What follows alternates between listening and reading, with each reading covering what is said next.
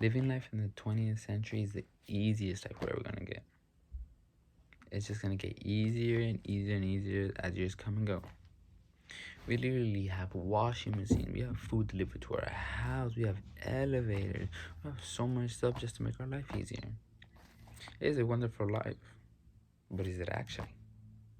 This type of life is causing us to be lazier than ever, and our health is at risk. We literally have everything at our fingertips, but our health is in danger. And then once we mess that up, there's no going back. Getting up as walking is a simple solution we call odd. Americans nowadays live in a sedentary lifestyle and their health is at risk. A writer from Washington Post named Rachel Siegel states in a 2019 article called Tween Teens and Screen that a report found that overall screen time among young people hasn't changed since 2015. An average American ages from 8 to 12 spend roughly about 4 hours and 44 minutes on screen, and teens usually spend 7 hours and 22 minutes on screen. This clearly states that the older you get, the worse it's getting. Kids spend about almost 5 hours a day just on screens, and then teens spend about 7.5 hours just on screens. This doesn't include going to school and doing your homework on the computer, or if you have a job and it involves being on the screen. This is just them on Netflix, playing video games, on YouTube, and doing all sorts of stuff like that.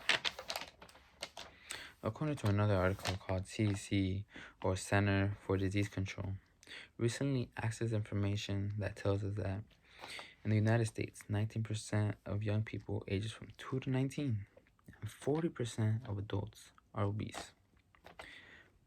This puts them at a risk for heart disease and some cancers.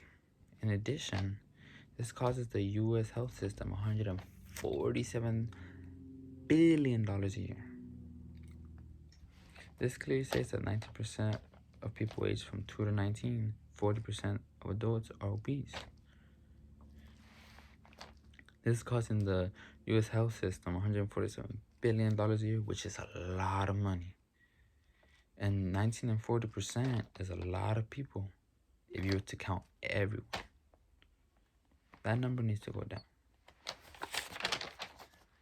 Another article called Sedentary Life Linked to Depression by Sharon Leham recently accessed information that states 2 studies were conducted in Australia, 4 in Asia, 7 in America, and 11 in Europe. Researchers found that people with sedentary behavior are 25% more likely to be depressed. This quote describes that there was a research conducted all across the continents, and they found out that sedentary behavior, 25% might be depressed. Depression is already a problem enough, and it's bad, and it can lead to a lot of bad things. In a 2012 article called Sitting Too Much May Lead to Diabetes from WebMD, Salam Boyle states, Wilma's team analyzed 18 studies that together included 800,000 people. People who sat for the longest periods of time were twice as likely to have diabetes or have heart disease than those who sat the least. This clearly states that sitting for long periods of time causes cancers, diabetes, or even heart disease. There is a simpler, effective exercise that we can all do, and that is to walk. Walking for 30 minutes a day, 3 to 4 times a week, is good for our physical and mental health. Walking is inexpensive, and it requires no training at all. No training.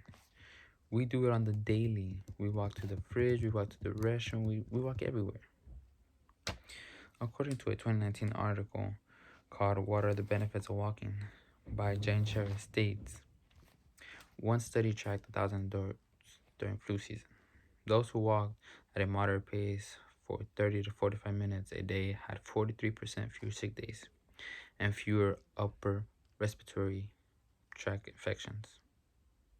Also, it can help reduce anxiety, depression, and negative mood. Walking has so many effects. Why not do it? It helps us relax, helps with anxiety, depression, and it just puts us in a better mood. And it helps with our sick days. We have fewer sick days, and I hate being sick. I hate it. It's the worst feeling ever. Go outside and walk. Stretch before you walk to reduce the chances of getting a cramp and hurting yourself. Wear comfortable shoes so you can feel comfortable on the walk and not get a blister. Imagine sitting all day not knowing the harm you're doing to your body. Not knowing that you're increasing high blood sugar, excessive body fat around the waist, increasing blood pressure. Next thing you know, you have a doctor's appointment and you go to the doctors and they tell you that you have all these and maybe more. What are you gonna do? Who are you gonna go to? Who are you gonna call? Or imagine waking up one morning, great, really happy, powerful, excited, energetic, and you have a doctor's appointment. Go to the doctor, he tells you you are healthy and strong. What's your secret? And you tell him walking. He looks at you in shock and tells you to keep up the good work. You leave the doctors all happy and excited because you have nothing to worry about. Get up, go outside, and take a small walk.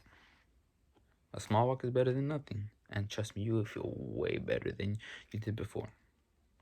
Your health is at risk. And what are you going to do about it?